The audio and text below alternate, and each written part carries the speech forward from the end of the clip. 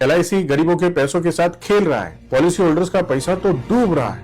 न जाने क्या क्या बोल रहे हैं। अरे भाई साहब, LIC तो नहीं डूब रहा, लेकिन आपके जो वीडियोस है ना, इसके व्यूज तो बढ़ रहे हैं और पॉलिसी होल्डर्स के बीच में पैनिक फैल रहा है। मतलब सांप तो कहीं और से निकल रहा है और लाठियां कहीं और बरस रही है। चलिए 2 मिनट में ये सांप और लाठी का खेल खत्म कर देते हैं। न्यूज में ये बता रहे हैं कि LIC holds 10.8% stake in Rajesh export. इसका मतलब ये नहीं कि LIC के टोटल इन्वेस्टमेंट का 10.8% राजेश एक्सपोर्ट में इन्वेस्ट हुआ। इसका मतलब ये है कि राजेश एक्सपोर्ट के टोटल शेयर्स में LIC होल्ड्स 10.8%, यानी राजेश एक्सपोर्ट कंपनी का 10.8% LIC के पास है। LIC का 10.8% राजेश एक्सपोर्ट के पास नहीं है।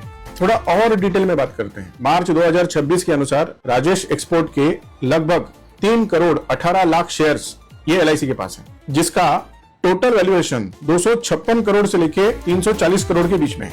और LIC के एनुअल रिपोर्ट के अनुसार LIC का टोटल AUM ये 57 लाख करोड़ से भी ज्यादा है। 57 लाख करोड़।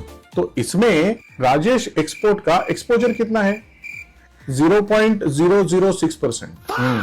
0.006%। अब मुझे ये बताइए, क्या 0.006% का एक्सपोजर दिखाकर पॉलिसी होल्डर्स में पैनिक फैलाना ये रिस्पॉन्सिबल बात है? अब तीसरा पॉइंट, लोग बोल रहे हैं नुकसान हो गया, नुकसान की बात कर रहे हैं, लेकिन नुकसान करने के लिए शेयर्स को तो बेचना पड़ेगा, तभी तो नुकसान बुक होगा ना। तो क्या LIC ने 3 करोड़ 18 लाख शेयर्स बेच दिए और नुकसान बुक कर लिया? तो नुकसान कैसे हो रहा है? LIC के पास अभी भी शेयर होल्डिंग है। अब राजेश एक्सपोर्ट ये कोई छोटी मोटी पेनी स्टॉक है क्या?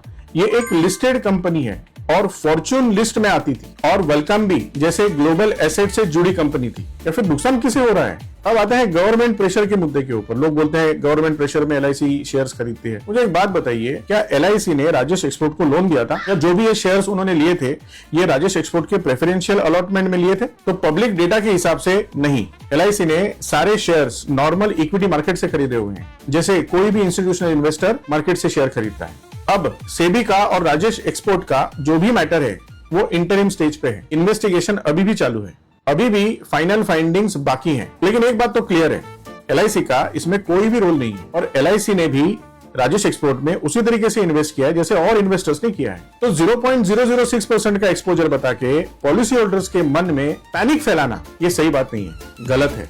और जिन लोगों ने आज तक कभी 10 करोड़ रुपए भी इन्वेस्टमेंट नहीं किया है, वो लोग आके LIC को 57 लाख करोड़ कैसे इन्वेस्ट करना चाहिए ये सिखा रहे हैं।